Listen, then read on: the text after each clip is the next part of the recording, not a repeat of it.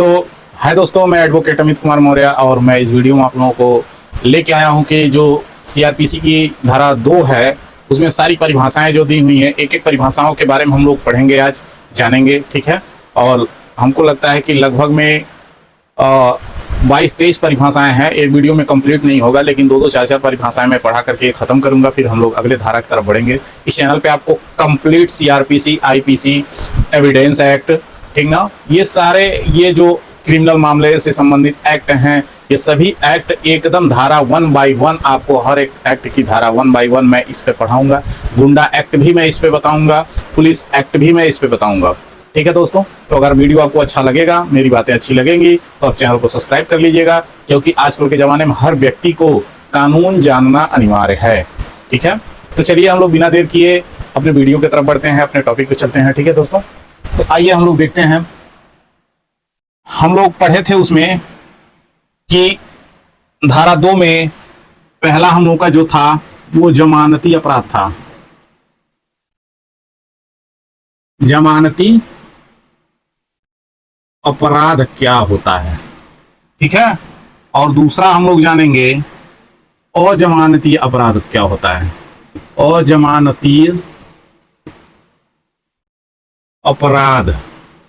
और तीसरा है हम लोग जानेंगे आरोप क्या है। चौथा हम लोग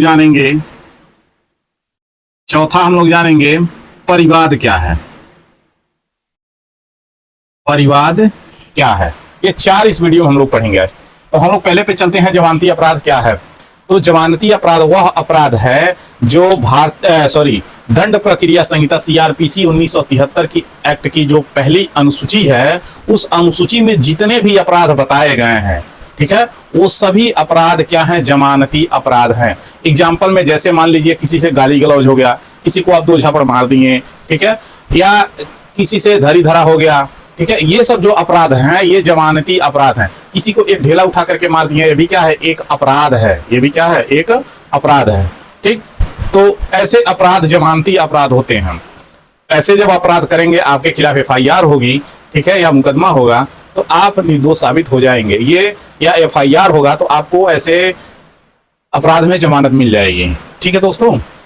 तो ऐसे ही अपराध को हम लोग क्या कहते हैं, जमानती अपराध। और जमानती अपराध में अगर कोई भी पुलिस आपके पास आती है और बिना एफआईआर की कॉपी लिए आती है और आपको पकड़ती है, तो आप पहले कहिए कि मुझे एफआईआर दिखाइए, ठीक है, एफआईआर की कॉपी दिखाइए मुझे, तभी तो मैं चलूंगा, आप मुझे पकड़ के ले चलेंगे, ठीक।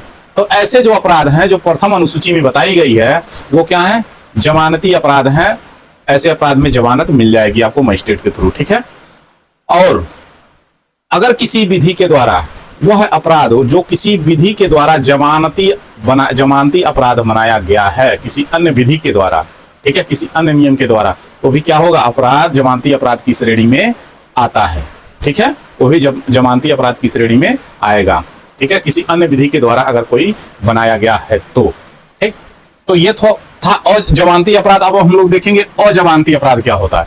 तो अजमानती अपराध वही अपराध होता है जो प्रथम अनुसूची में जितने भी अपराध दिए गए हैं, उन सभी अपराधों को छोड़ करके बाकी जितने भी अपराध हैं वो सब अजमानती अपराध होते हैं। अजमानती अपराध में क्या होता है, किसी का मर्डर कर दिए, किसी का रेप कर दिए, किसी का मार के हाथ तोड़ दिए, किसी को चाकू से मार दिए, ठीक है, किसी को लाठी डंडे से मार करके हड्डी तोड़ दिए, कान फाड़ दिए, कान के पर्दे फट गए, नाक टूट गया, ये सब क्या अजमानती अपराध हैं। अगर ऐसा अपराध आप किए होंगे, ठीक, अगर पुलिस आपको आएगी अरेस्ट करने, तब ऐसे अपराध में आप पुलिस से ये नहीं कहेंगे मुझे एफआईआर की कॉपी दिखाइए, ठीक है, ये नॉन अवेलेबल अपराध होता है, ऑफेंस होता है ये, ठीक है। इसमें पुलिस तुरंत उठाएगी, लेके चली जाएगी। ऐसे अपराधों में आपसे वो एफआईआर की कॉपी मांगने की मौका पुलिस नहीं देगी, उठा के लेके चली जाएगी। तो ऐसे अपराध क्या हैं, अजमानती अपराध हैं, ठीक। ऐसे अपराधों में आपको इतनी आसानी से बेल नहीं मिलती है, बेल दाखिल करना पड़ता है, ठीक ना। जमानत के लिए आपको पहले दाखिल करना पड़ता है, उस पर विचार किया जाता है। अगर आप अगर जमानत मिलने लायक है तो मिलता है आपको, और जमानत मिलता है यहाँ से, नहीं तो हाई कोर्ट से जमानत तो मिलता ही है, ठीक है। तो ये था अजमानती अपराध। अब हम लोग देखते हैं आरोप क्या है। आरोप के एक से अधिक शीर्ष होने चाहिए, उसमें से आरोप की श्रेणी में आने के लिए कोई भी एक शीर्ष होना अनिवार्य है। एक से अधिक शीर्ष का मतलब क्या है, आप किसी पे आरोप लगाने के लिए एक से अधिक शब्द होने चाहिए, ठीक है, एक से अधिक शीर्ष होने चाहिए, ठीक है। अब आरोप क्या है, जैसे अब आरोप भी एक क्या है, अपराध है, ठीक है। जैसे मान लीजिए हम क्या कर रहे हैं, आपको कह रहे हैं कि आपने मेरे घर से क्या चुराया है, सोना चुराया है, ठीक। तो चोरी का मुकदमा आप पे दर्ज हो गया, लेकिन मैंने क्या किया, आप पे आरोप लगाया है कि आपने चुराया है। लेकिन जब उसका इन्वेस्टिगेशन हुआ, जांच हुआ, पता चला, ठीक ना, कि आपके घर पे सोना, आपके वहां से सोना चोरी नहीं हुआ है, आप झूठ बोल रहे हैं, तो आप क्या है, निर्दोष हैं, क्या है, निर्दोष हैं। और क्या है, आप पे आरोप लगाया गया है कि ये सोना चोरी किए हैं, ठीक है। तो ये भी क्या, आरोप लगाना भी क्या, हमने आप पे आरोप लगा दिया, आप निर्दोष साबित हो गए, तो ये हमने क्या किया, एक अपराध किया, आप पे आरोप लगा करके भी एक अपराध की श्रेणी में है, ठीक है।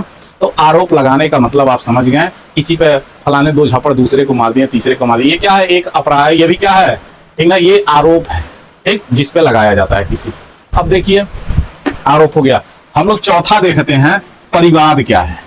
परिवाद क्या, मजिस्ट्रेट के द्वारा, मजिस्ट्रेट अगर किसी ने कोई अपराध किया है, किसी व्यक्ति ने, ठीक, अगर मजिस्ट्रेट के द्वारा वह लिखित हो या मौखिक हो, अगर बताई जा रही है, वह व्यक्ति अज्ञात हो, उसका या तो उसको पता, उसका नाम पता हो, मजिस्ट्रेट को एड्रेस पता हो या न पता हो, या उनके द्वारा बताई जा रही है, तो उन पे अपराध, वो अपराध किया है, बताई जा रही है, ठीक ना। तो ऐसा मामला किसमें आता है, परिवाद में। किसका, परिवाद में। इसमें पुलिस रिपोर्ट शामिल नहीं रहे, ठीक ना, इसमें पुलिस रिपोर्ट शामिल नहीं है। पुलिस रिपोर्ट जब मजिस्ट्रेट, ठीक, जब उनको आदेश देंगे इन्वेस्टिगेशन के लिए, अन्वेषण के लिए जब आदेश देंगे, तब पुलिस, ठीक ना, इन्वेस्टिगेशन करके, अन्वेषण करके जो रिपोर्ट होगी लाके इनको सबमिट करेगी, ठीक ना, तब पुलिस रिपोर्ट इसमें शामिल होगी परिवाद में।